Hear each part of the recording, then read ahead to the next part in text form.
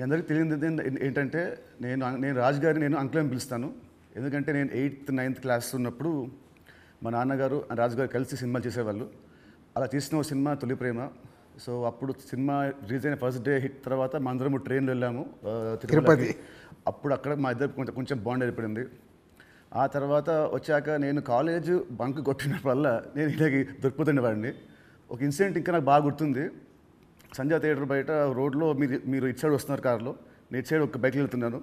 సినిమాలో ఒక hero heroine చూసినట్టు లుక్స్, అంత బిజీ రోడ్లో ట్రాఫిక్లో మీరు నన్ను చూడడం నేను మిమ్మల్ని చూడడము చూసి నేను భయపడిపోయి మీకు కాల్ చేసి అంకుల్ ఇంట్లో చెప్పకుండా చెప్పడము, థ్యాంక్ యూ మీ ఇంట్లో చెప్పలేదు, మీరు చెప్పుంటే అప్పుడు నాకు పగిలిపోయి ఉండేది. సో అది మా ఇద్దరి మధ్య ఉండే బంధం. సో ఆ తర్వాత కలిసి నాతో నేను హీరో అయ్యాను, తను ప్రొడ్యూసర్ అయ్యాడు. అండ్ అంకుల్ ఫస్ట్ మీ ఇండస్ట్రీకి వచ్చింది నాకు గుర్తున్నంత వరకు మీరు హీరో అవుదామని వచ్చారంట, కరెక్టా కాదా? ఒక సినిమా స్టార్ట్ కూడా అయింది, మధ్యలో అయిపోయింది. ఇది కరెక్టా ఫాల్సా?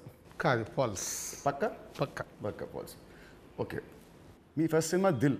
ఆ సినిమా స్టార్ట్ ఎలా అయిందంటే అప్పటికి ఆది ఇంకా రిలీజ్ అవ్వలేదు, జయం రిలీజ్ అవ్వలేదు. వినాయక్ గారిని మా నాన్నని హోటల్లో కూర్చోబెట్టి ఎప్పుడు సినిమా రిలీజ్ కంటే ముందే మీరు దాన్ని లాక్ చేశారు. అసలు మీ నమ్మకం ఏంటి, మీ ధైర్యం ఏంటి? రిలీజ్ కాకముందే అప్పటికి ఆది మూవీ రిలీజ్ అయింది, నీ జయం రిలీజ్ కాదు. అప్పటికి ఆది రిలీజ్ అయ్యి వినయ్ నేను బేగంపేట సైడ్ వెళ్తున్నాము, నీ జయం పోస్టర్స్ ఉన్నాయి. ఓకే. సో జయం పోస్టర్ చూసి అన్నాక ఎవరి కుర్రాడు భలే ఉన్నాడంటే మా సుధాకర్ రెడ్డి కొడుకు జయం సినిమాతో లాంచ్ అవుతుండే, భలే ఉన్నాడన్నా నీ సినిమా ఆయనతో చేద్దామా అన్నాడు.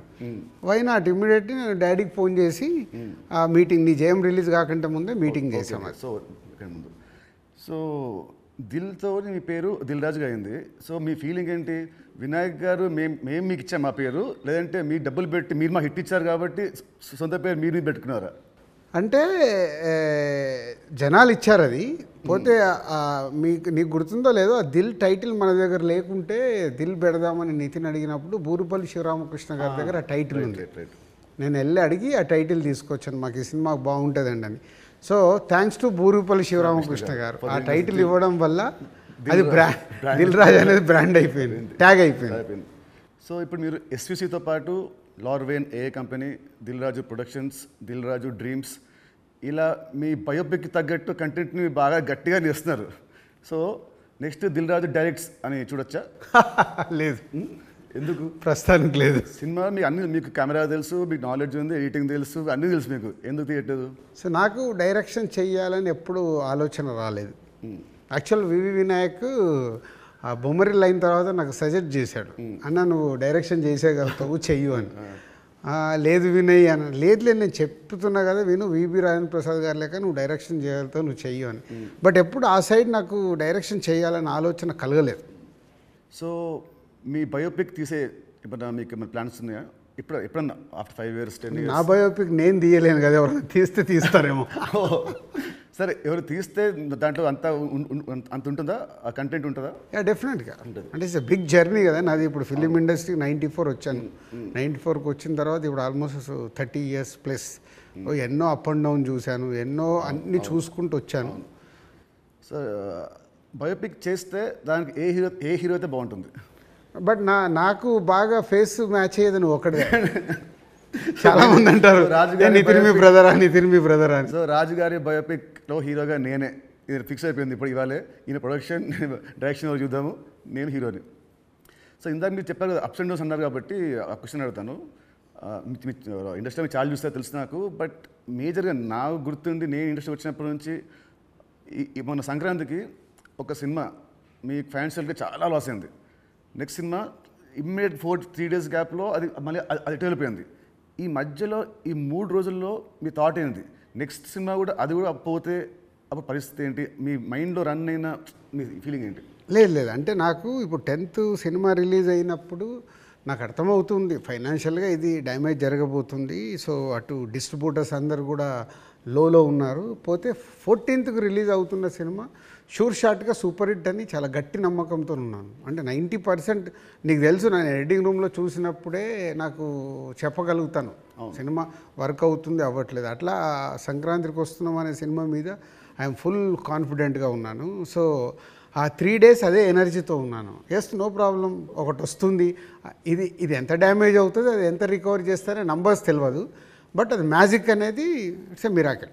బట్ ఆ పీరియడ్లో యూఆర్ కాన్ఫిడెంట్ మళ్ళీ ఇది అయిపోయింది మళ్ళీ నేను అంటే ఒక సినిమా రిలీజ్ ముందు నాకు మేబీ నా సిక్స్త్ సెన్స్ కావచ్చు, చూస్తున్న కంటెంట్ వల్ల కావచ్చు, చెప్పగలుగుతాను 90% మిస్ అవ్వను. సో దిల్ చేయడం వల్ల మీరు దిల్ రాజు అయ్యారు. బట్ నా దృష్టిలో మీరు బిల్ రాజు. ఎందుకు చెప్తాను. యాక్చువల్లీ చాలామంది ఆడియన్స్ కూడా చెప్పాలి ఇది. మామూలు చూస్తాను లాస్ట్ గత 1 year నుంచి మీ మీద వచ్చే నెగటివ్ ట్రోల్స్ కానీ ఇవన్నీ ఏవో వస్తుంటాయి కదా మామూలు ఆర్టికల్స్ అవి. 2005లో నేను సినిమా వేసాను, రామ్ సినిమా. అది రిలీజ్కి ఫైనాన్షియల్గా మేము చాలా అప్పుడు రిలీజ్కి మేము కొంచెం ఇబ్బందులు ఉండే. అండ్ అప్పుడు మాకు టర్మ్స్ అంతా బాగాలేవు, మా టర్మ్స్ మనకు. అయినా మీరు వచ్చి ఆ రోజు నైట్ ఒక పెద్ద అమౌంట్కి మీరు సైన్ చేశారు. సో టర్మ్స్ బాగాలేనప్పుడే మీరు నాకు హెల్ప్ చేశారు.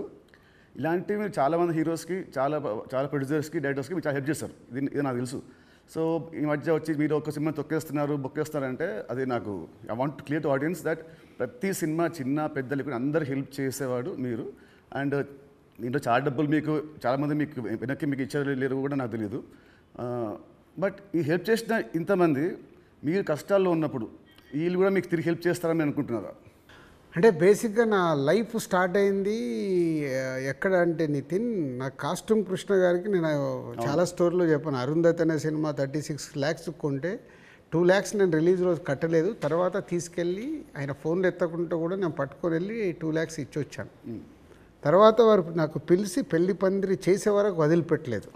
నిజంగా పెళ్లి పందిరి అనే సినిమా లేకుంటే ఐఎమ్ నాట్ దే, అసలు సినిమా ఇండస్ట్రీలో నేను లేను అనేది నేను గట్టిగా నమ్ముతాను. సో అంటే ఒక హానెస్ట్ అనేది ఒకటి ఎంత పని చేసిందో హెల్పింగ్ కూడా అంతే పని చేస్తుందని నేను నమ్ముతాను. నా లైఫ్లో ఇప్పుడు నువ్వు సంక్రాంతికి అడిగావు, ఇది రాకుంటే ఇది ఉండుంటే, అలాంటి ఒక 4-5 ఇన్సిడెంట్స్ ఉన్నాయి.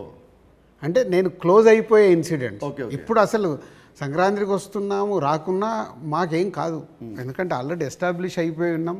ఫైనాన్షియల్ డ్యామేజ్ వరకు 2 ప్రాపర్టీలు అమ్మేసి ముందుకు వెళ్ళిపోతాం, అది పెద్ద విషయం కాదు. కానీ నేను నార్మల్గా ఉన్నప్పుడు కూడా ఇలాంటి ఇన్సిడెంట్స్లోకి వెళ్ళి నేను దాటుకుంటూ వచ్చాను.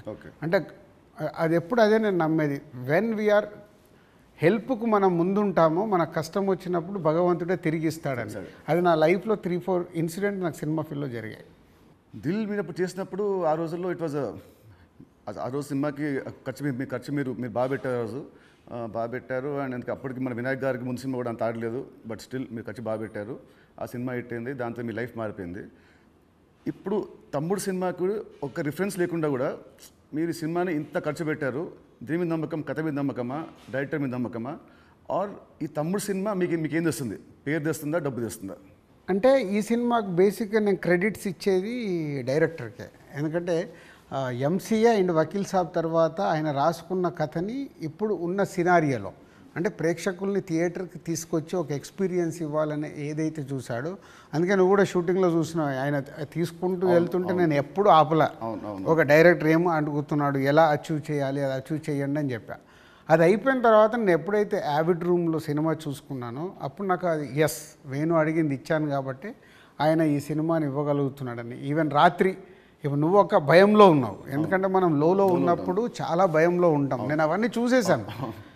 నైట్ నువ్వు నాకు ఫోన్ చేసి ఒక రీల్ చూసేసి ఒక ఎగ్జైట్మెంట్తో ఫోన్ చేసావు. ఎందుకు? అది ఇప్పుడు మనం చూస్తున్నాం, ఒక సినిమా ఇలా షేప్ అయింది, సౌండ్తో ఇలా చూసినప్పుడు ఇలా ఉంది, ఒకటి ఉంటుంది కదా, అదే ఎగ్జైట్మెంట్. అదే నన్ను తమ్ముడికి ఎంతైనా ఆలోచించకుండా డైరెక్టర్ అడిగినట్టు చేయమని చెప్పాను. అండ్ దిల్ అప్పుడు కానీ లేదా మన లాస్ట్ సినిమా శ్రీనివాస్ కళ్యాణ్ కానీ మీరు షూటింగ్కి మీరు ఆల్మోస్ట్ ఎవ్రీడే వచ్చేవారు. ఈ సినిమాకి మీరు 2 సార్లు వచ్చారు, అది కూడా గంట సేపు. ఎందుకు? డైరెక్టర్ మీద నమ్మకమా, లేదా మీరు బిజీగా ఉండి మీరు మా సినిమాని మీరు పట్టించుకోలేదా? అంటే 2 things. ఇప్పుడు అనిల్ రావిపూడి కానీ, వంశీ పైడిపల్లి కానీ, అలాగే ఇప్పుడు శ్రీరామ్ వేణు కానీ, అంటే నాతో వాళ్ళందరికీ big journey, number of movies చేస్తున్నాం. అంటే వాళ్ళ వేవ్ లెంత్ ఏంటో నాకు తెలుసు. సో తెలిసినప్పుడు నేను వాళ్ళ దాంట్లో నేను ఇంటర్ఫియర్ కాను. సో నాకు కథ దగ్గర అనిపించింది చెప్తాను, ఎడిటింగ్ రూమ్లో అనిపించిందే చెప్తాను. నాకు ఇలా అనిపిస్తుంది, మీరు చూసుకోండి, ఇలా చెయ్యండి అని నేను చెప్పను వాళ్ళకు. ఎందుకంటే వాళ్ళకి నాకు క్వశ్చన్ వేస్తే దే విల్ అండర్స్టూడ్, అంటే నేను ఏం ఫీల్ అవుతున్నాను ప్రేక్షకుల్లాగాని.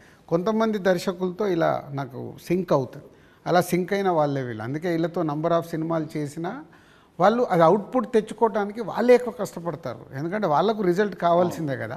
సో నేను ఇప్పుడు శ్రీనివాస కళ్యాణం ఉంది, ఇప్పుడు శతమానం భవ తర్వాత శ్రీనివాస కళ్యాణం చేస్తున్నాను కాబట్టి ఫుల్ టైం సో అక్కడే ఉండి ఎలా తీయాలి ఏంటి, సో ఏదైనా తప్పు జరుగుతుంటే కూడా సతీష్కు చెప్పి కరెక్ట్ చేయడం. సో అది నా ప్రాసెస్, ఏ సినిమాకు ఉండాలి ఏ సినిమాకు ఉండకూడదని నేను ముందే ఫిక్స్ అవుతాను. సో తమ్ముడు అనేది దిల్ రాజు సినిమానా లేదంటే వేణుశ్రీరామ్ సినిమా? వేణుశ్రీరామ్ సినిమా 100% మొత్తం ఇంటర్గ్రేట్. సో ఇంకోటి ఇప్పుడు మామూలుగా మిమ్మల్ని ఏం అడుగుతారు, ఇప్పుడున్న దిల్ రాజు పాత దిల్ రాజుకి ఏం చెప్తాడని అందరూ అడుగుతారు. నేను అడిగేదంటే అప్పుడున్న ఓన్లీ రాజు ఇప్పుడున్న దిల్ రాజుకి ఏం చెప్తాడు? అది 22 years జర్నీ. అంటే అంటే సినిమా అంటే దిల్లు సినిమా నీకు మనకు అండర్ ప్రొడక్షన్లో ఉన్నప్పుడు షూట్ జరుగుతున్నప్పుడు నీకు దుబాయ్లో సాంగ్ చేస్తుంటే సడన్గా బైక్ స్కిడ్ అయ్యి నీ కాలు పైన పడింది. కాలు పైన పడితే మధ్యాహ్నంకి వెళ్ళి షూటింగ్ ఆపేసాం.